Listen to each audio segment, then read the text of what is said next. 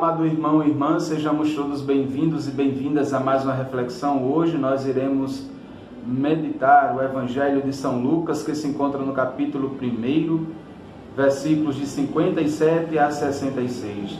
Desde já vos desejo um excelente dia na presença do Senhor. Participe junto conosco desta reflexão do Evangelho de hoje. Em nome do Pai, do Filho e do Espírito Santo. Amém. Que a graça e a paz de Deus, nosso Pai, e a comunhão do Espírito Santo esteja sempre convosco. Bendito seja Deus que nos reuniu no amor de Cristo. O Senhor esteja convosco, Ele está no meio de nós. Proclamação do Evangelho de Jesus Cristo, segundo São Lucas. Glória a vós, Senhor. Completou-se o tempo da gravidez de Isabel e ela deu à luz um filho.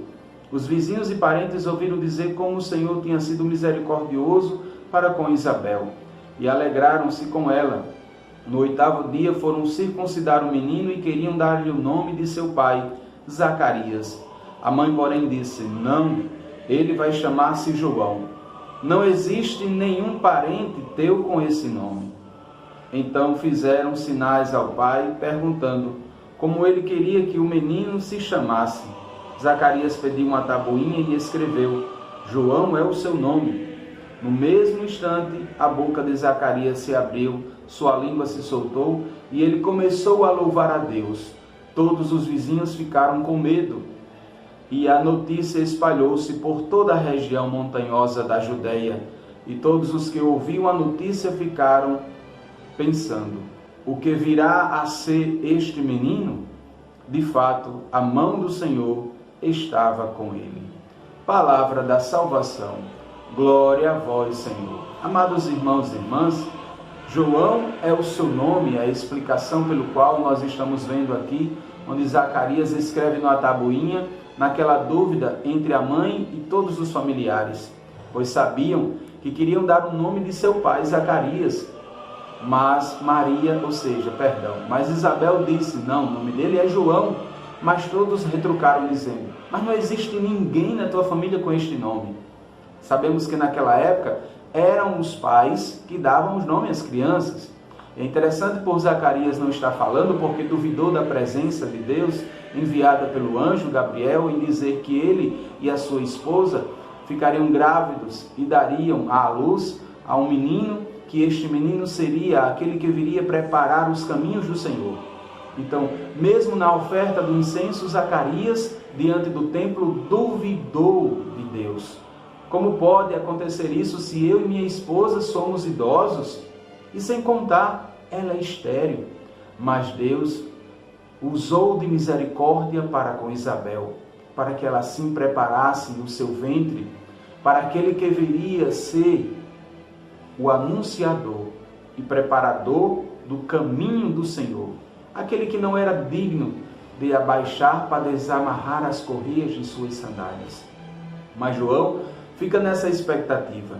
Amado irmão e irmã, Deus envia em nossas vidas o seu anjo para preparar nelas o caminho do Salvador, como aconteceu na vida de Isabel. Muitas vezes, o anjo do Senhor nos põe à prova, quer nos purificar como o fogo da forja e como a barrela dos lavadeiros.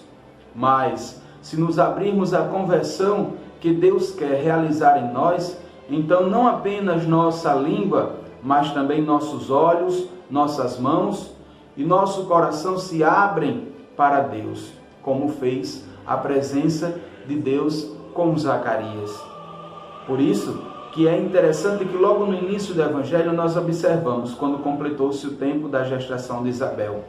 No versículo 58, os vizinhos ficaram meio que sem entender a situação e disseram desta maneira: ouviram dizer como o Senhor tinha sido misericordioso para com Isabel e alegraram-se com ela.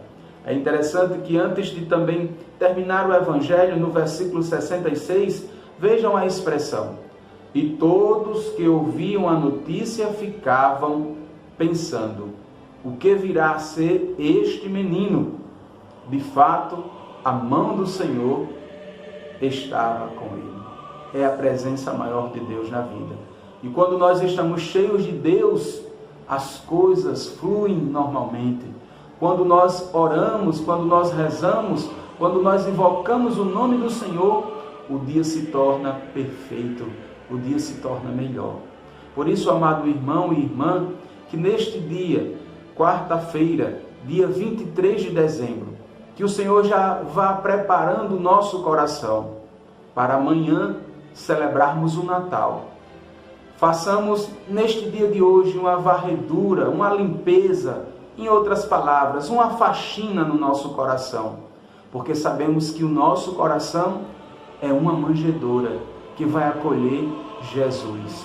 E que as luzes que anunciaram aos magos possam brilhar sempre em nosso coração, na presença e na certeza de uma esperança que dias melhores verão pela frente. Mediante todos os obstáculos que nós estejamos passando, Deus é a nossa força, porque já temos isso sempre em nosso coração. Deus é bom o tempo todo.